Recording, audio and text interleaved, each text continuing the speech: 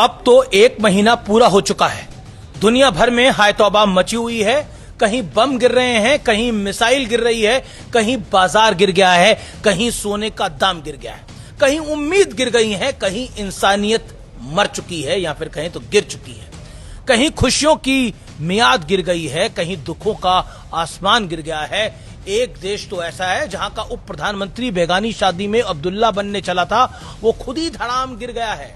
कहानी गिरने की है, लेकिन एक कहानी उठने की भी है। मैं पाकिस्तान के डिप्टी पीएम इशाक डार की बात कर रहा हूं। पाकिस्तान दावा कर रहा था कि वो ईरान अमेरिका के बीच में समझौता कराकर ही बस दम लेगा। हमारे यहां भी कई लोग कूदने लगे थे, देखिए पाकिस्तान क्या कर रहा है। लेकिन इसी सिलसिले में पाकिस्तान ने एक फर्जी बैठक का माहौल बनाने की कोशिश करी, लेकिन इसी दौरान उसके झूठे दावों के साथ साथ उनका उप प्रधानमंत्री भी जा गिरा। हालांकि पाकिस्तान तो खुद ही गिरा हुआ है, लेकिन ऐसे दौर में एक देश ऐसा है जो अटल खड़ा है। ना सिर्फ खड़ा है बल्कि आगे भी बढ़ रहा है, और ना सिर्फ आगे बढ़ रहा है बल्कि दुनिया को भी आगे बढ़ाने के लिए लगातार प्रेरित कर रहा है। यह देश और कोई नहीं है, मेरा आपका हम सबका भारतवर्ष है, हिंदुस्तान है। दुनिया भर में किसी न किसी चीज का एक बड़ा क्राइसिस चल रहा है, कहीं तेल की किल्लत, कहीं गैस की कमी, लेकिन भारत में ना पेट्रोल डीजल की कमी है और ना ही एलपीजी, पीएनजी, सीएनजी की। इतना ही नहीं, भारत ने इस मुश्किल वक्त में श्रीलंका जैसे पड़ोसी देशों को पेट्रोल डीजल भेजकर बड़ी मदद कर रहा है। लेकिन भारत ने ऐसा क्या किया है कि जब पूरी दुनिया परेशान है तब भारत सामान्य रफ्तार से आगे बढ़ रहा है। आप और मैं अच्छे से सकुशल रह रहे हैं, और इसका बड़े सरल अंदाज में रहस्य उद्घाटन कर देते हैं। राष्ट्र संत श्वेतांबर जैन धर्माचार्य श्री पद्मसागर सुरेश्वर जी महाराज ने किया है। आप सभी सुनिए आचार्य महाराज जी ने क्या बोला। एक जमाना था, थोड़े समय पहले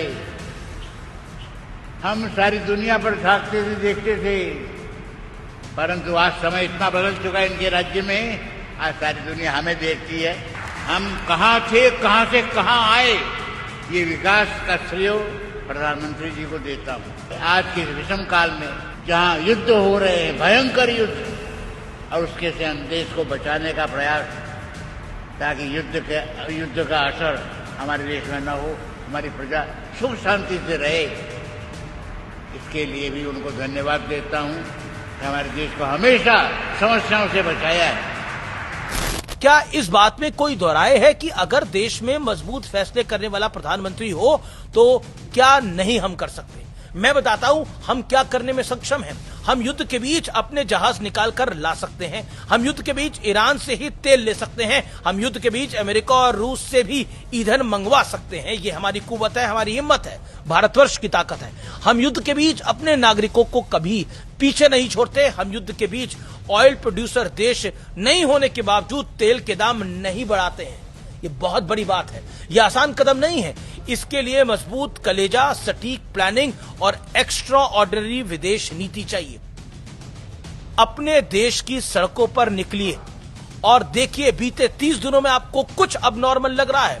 आपका जवाब होगा नहीं, जबकि पूरी दुनिया हाफ रही है। 2014 में सत्ता संभालते ही नरेंद्र मोदी ने युद्ध वाले हालातों के लिए तैयारियां शुरू कर दी थी। देश में ऑयल स्टोरेज की कैपेसिटी बढ़ाना हो या फिर इंपोर्ट डाइवर्सिटी करना हो, नरेंद्र मोदी ने हमेशा बिग एंड बोल्ड डिसीजंस लिए हैं, और युद्ध के बीच भगवान महावीर की जयंती के मौके पर उन्होंने एक बार फिर अपना फ्यूचर विजन देश के समक्ष रखा। प्रधानमंत्री मोदी ने देश से 9 संकल्प या यूं कहें 9 प्रण लेने की अपील करी। पहला संकल्प पानी बचाने का, दूसरा संकल्प एक पेड़ मां के नाम पर लगाने का, तीसरा संकल्प स्वच्छता का, चौथा संकल्प वोकल फॉर लोकल को मुहिम बनाने का, पांचवा संकल्प देश दर्शन यानी इंडिया टूरिज्म को बढ़ाने का, छठा संकल्प प्राकृतिक खेती को अपनाने का, सातवां संकल्प स्वस्थ जीवन शैली को अपनाने का, आठवां संकल्प योग और खेल को जीवन में लाने का, और 9वां संकल्प गरीबों की सहायता करने का, उन्हें मुख्यधारा में लाने का। इनमें से एक भी संकल्प ऐसा नहीं है जो कि किसी पॉलिटिकल कारण से हो। ये सब संकल्प एक समाज को बेहतर बनाते हैं, और समाज अगर बेहतर होगा तो देश तो अपने आप ही बेहतर होगा। कहते हैं ना, कर भला तो हो भला। अगर हम भला करेंगे तो भला ही होगा, पॉजिटिव सोच रखनी चाहिए। इन संकल्पों को ध्यान से पढ़ेंगे, समझेंगे तो एहसास होगा ये विजन 2047 यानी विकसित भारत के लिए कितने अहम 9 कदम है। देखने में सामान्य है लेकिन प्रैक्टिकली बहुत बड़ा इंपैक्ट करने की क्षमता और कुवत रखते हैं। नरेंद्र मोदी की यही माइन्यूट ऑब्जर्वेशन, जिसे सूक्ष्म दृष्टि भी कहते हैं, उनसे बड़े बड़े काम करा रही है। इस बात की चर्चा खुद आचार्य महाराज जी ने की और इस बात की चर्चा आज पूरी दुनिया भी कर रही है और यही सत्य और तथ्य है। जय हिंद, वंदे मातरम और भारत का भविष्य उज्जवल है।